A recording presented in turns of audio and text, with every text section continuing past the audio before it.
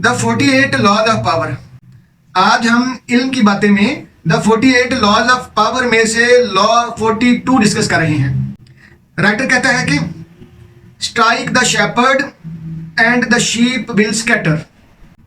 Robert Greene साहब कहते हैं कि अगर आप पावरफुल बनना चाहते हैं तो स्ट्राइक द लीडर डाउन, यानी लीडर को स्ट्राइक डाउन करें। इसी तरह रॉबर्ट ग्रीन साहब ने बहुत सारे रेवोल्यूशंस के फेल होने का भी तज़किरा किया है। आज हम जानेंगे कि बहुत सारे रेवोल्यूशंस फेल क्यों हुए। और राइटर कहता है कि leaders are down, followers are gone. आखिरी बात, राइटर कहता है कि divide and rule is the dangerous tool. आखिरी बात, removing symbolic power weakens real power, यानी अगर आप रियल पावर को वीक करना चाहते हैं तो सिंबॉलिक पावर को रिमूव कर दें। अब ये सिंबॉलिक पावर क्या बला है, आज हम डिस्कस करते हैं।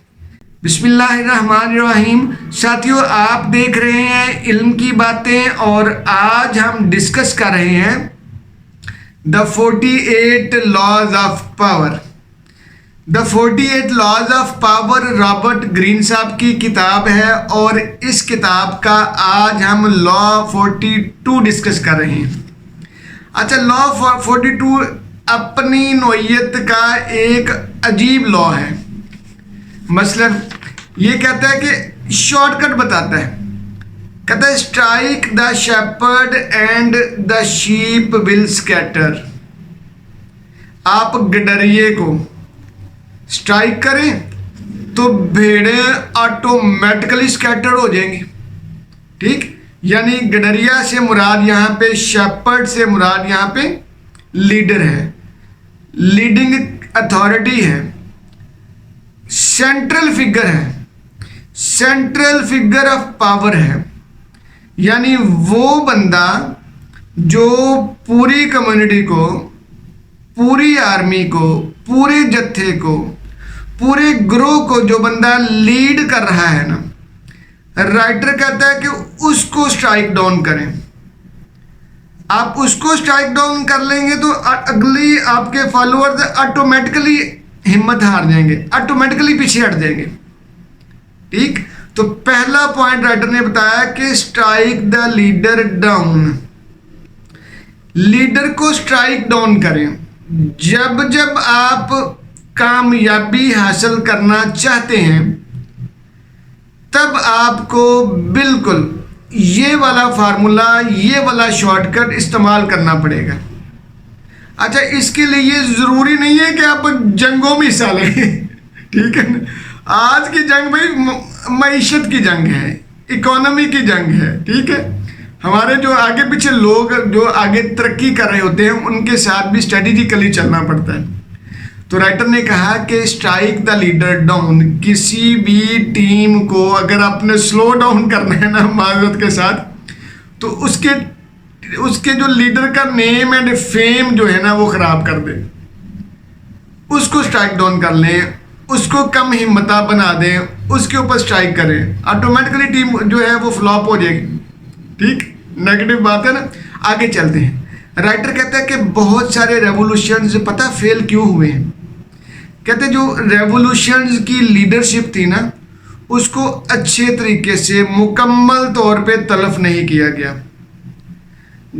जो ही उनको मौका मिला या उनके प्रेडिसेसर को, उनके मानने वालों को, उनके जानने वालों को, उनके बच्चों को, उनके फॉलोअर्स को जो ही मौका मिला उन्होंने अपने बड़ों का बदला लेने के लिए ज़्यादा जोश दिखाया।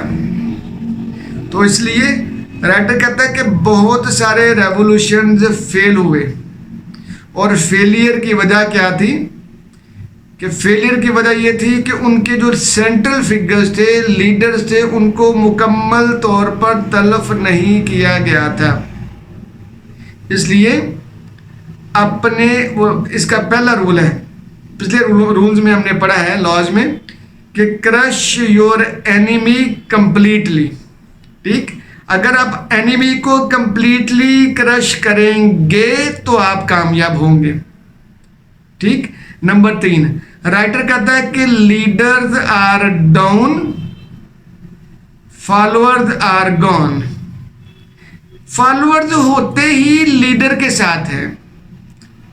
ठीक है, लोग जुड़ते ही लीडर की वजह से हैं। अगर लीडर को आपने स्ट्राइक डाउन कर लिया तो बहुत बड़े बड़े जो हैं फॉलोअर्स हैं, बड़े लॉयल फॉलोअर्स हैं, वो भी जो है वो उनके भी पांव उखड़ जाते हैं।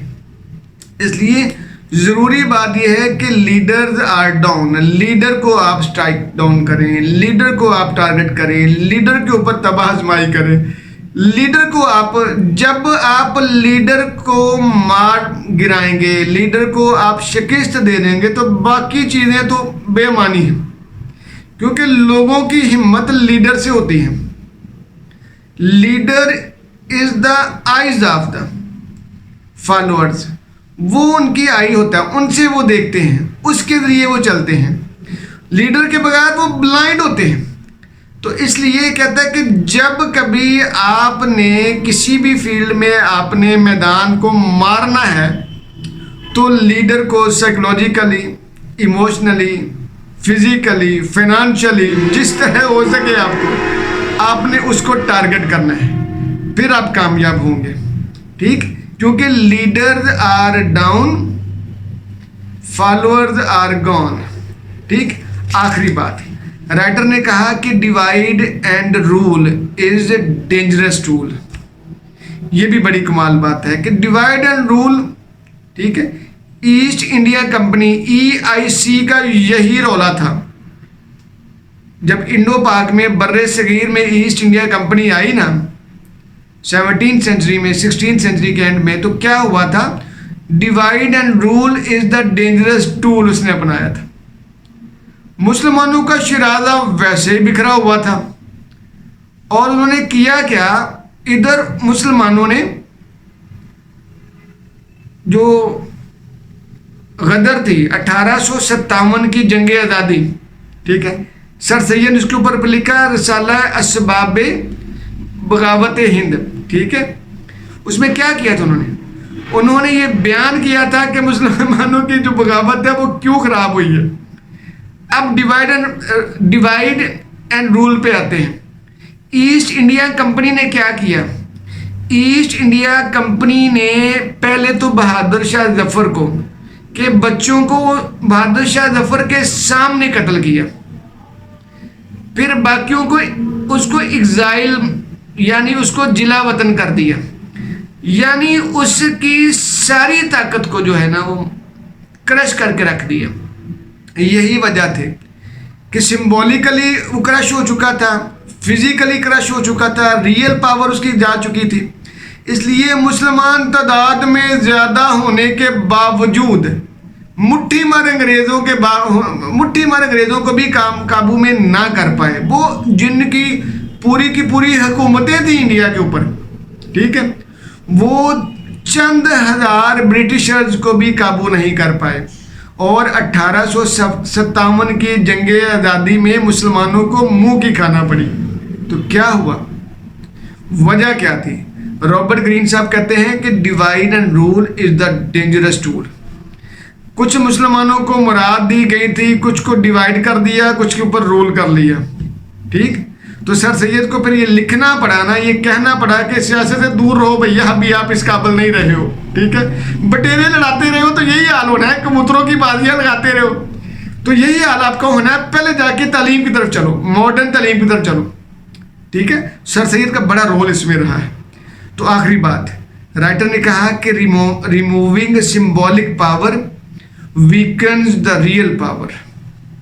अब सिंबॉलिक पावर से क्या मुराद है? सिंबॉलिक पावर से मुराद है, जैसे कि हमने बताया, सिंबॉलिक यानी सिंबल, अलामती पावर। हमारा झंडा है, जब आप हमारे झंडे को हमारे आंखों के सामने, सबके सामने आप रोंदते फिरोगे तो हमारी पावर ऑटोमेटिकली ख़त्म हो जाएगी। ठीक है ना? तो ये जो हमारा झंडा है, फ्लैग है, हमारी सिंबल है हमारी सालमियत की, ये सिंबॉलिक पावर है।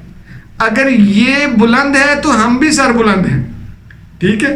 इसलिए राइटर कहता है कि removing symbolic power weakens the real power, ठीक है। जब आपने किसी की पावर को ख़त्म करना है तो उसकी सिंबॉलिक पावर्स को ख़त्म किया जाता है, उसकी टावरिंग पर्सनैलिटीज को डैमेज किया जाता है, कैरेक्टर को तहस नहस किया जाता है, उसको साइकोलॉजिकली, उसका फेम, उसका नेम, इमोशनली, साइकोलॉजिकली उसको डीफेम किया जाता है। यानी ये सारी चीज़ें सिंबॉलिक पावर हैं। तो जब ये सिंबॉलिक पावर जो डैमेज हो जाएंगी तो रियल पावर ऑटोमेटिकली ख़त्म हो जाएगी, ठीक। पता क्या हुआ, सलाहुद्दीन अय्यूबी के बारे में है। सलाहुद्दीन अय्यूबी, एक मर्तबा अफवाह ये फैल गई कि सलाहुद्दीन अय्यूबी जो हैं वो शहीद हो गए, ठीक। तो सलाहुद्दीन अय्यूबी ने क्या किया, ठीक, उसने घोड़े पे सवार होके, काफ़ी दिनों के बाद गायब था, सामने नहीं आ रहा था, घोड़े के सवार होके अपनी पूरी फौजों के सामने, फौजी दस्ते के सामने से ऐसे हट्टा कट्टा अंदाज में जब वो ऐसे मार्च करते हुए गया अपनी पूरी शानो शौकत के साथ, ठीक है। तो सारी फौज तो बिल्कुल उनका जोश जो है दोबारा से बिल्कुल ताज़ा हो गया, बिल्कुल तरोताज़ा हो गया, ठीक है। तो ये ज़रूरी बात है, अगर आप सिंबॉलिक पावर को संभाले रखते हो ना तो रियल पावर आपकी ऑटोमेटिकली संभल जाती है। इसलिए रॉबर्ट ग्रीन ने कहा कि removing symbolic power weakens the real power, ठीक। तो साथियों, ये थी हमारी आज की इल्म की बातें। आज हमने द 48 लॉज ऑफ पावर में से लॉ 42 डिस्कस किया है। जी जज़ाकल्लाह जी।